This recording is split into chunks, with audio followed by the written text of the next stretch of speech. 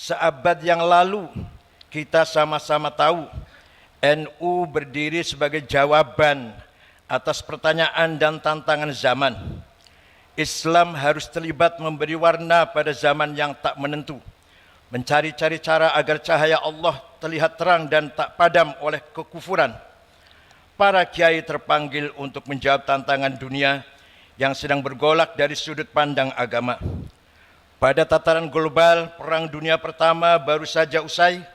Sistem monarki berbasis agama mulai terasa tak memadai dan gelombang wahabisasi sebagai embrio radikalisme berkibar di Hijaz.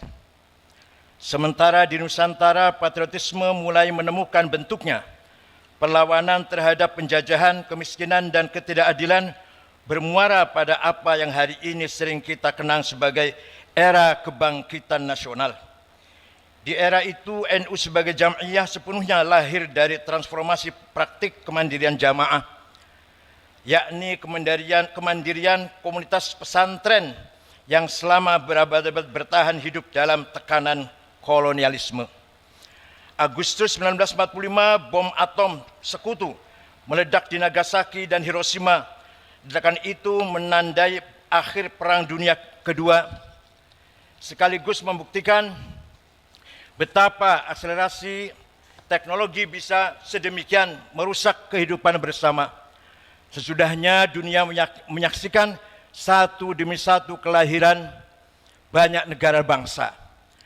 Dunia berubah, umat manusia lalu terjepit di antara dua pilihan masa depan.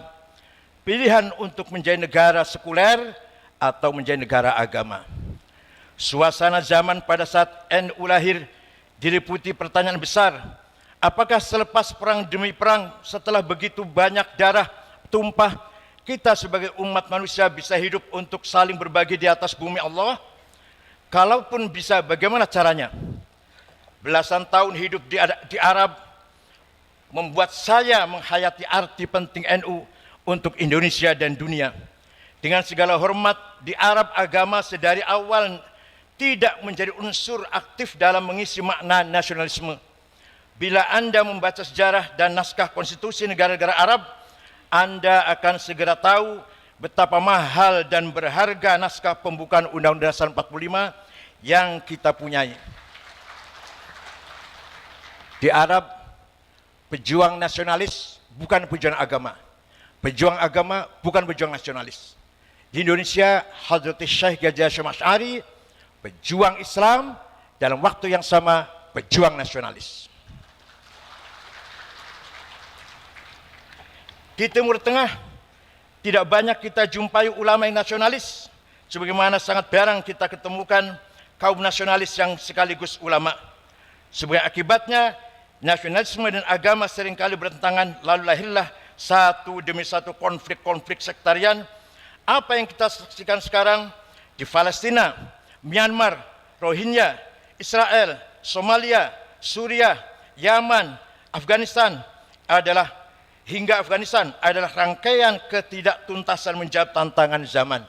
Belum ditemukan titik temu antara semangat Islam dan semangat nasionalisme.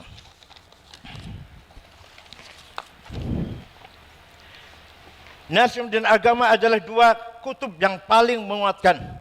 Keduanya jangan dipertentangkan.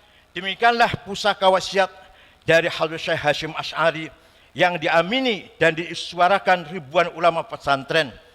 Dan dengan demikian kita mengerti bahwa ujian atas sikap tawassut, ujian moderasi polarisasi dua kutub ekstrim memang sudah khas NU sejak awal mula pendiriannya.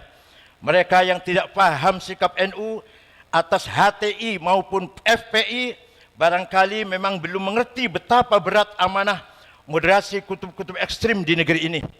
Bagi NU dan pesantren, menjaga NKRI adalah amanah, karena hanya dengan bersetia kepada konstitusi, tatanan beragama dapat diselenggarakan. Sikap tawassut atau moderat mustahil tercapai tanpa kemandirian.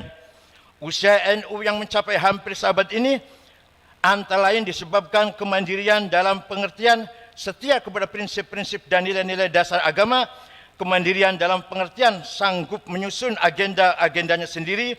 Kemandirian dalam arti teguh membawakan ruhuddin dan ruhul wataniyah, semangat agama dan semangat nasionalisme. Dan ruhul ta'addudiyah, semangat pluralis kebinekaan. Kemandirian dalam bidang politik, ekonomi dan budaya.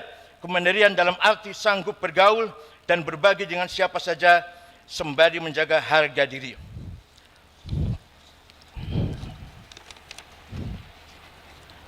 Tawassut atau sikap moderat di antara dua kutub bukanlah perkara mudah. Tawassut mempersyaratkan kecakapan, pengetahuan dan kebijaksanaan.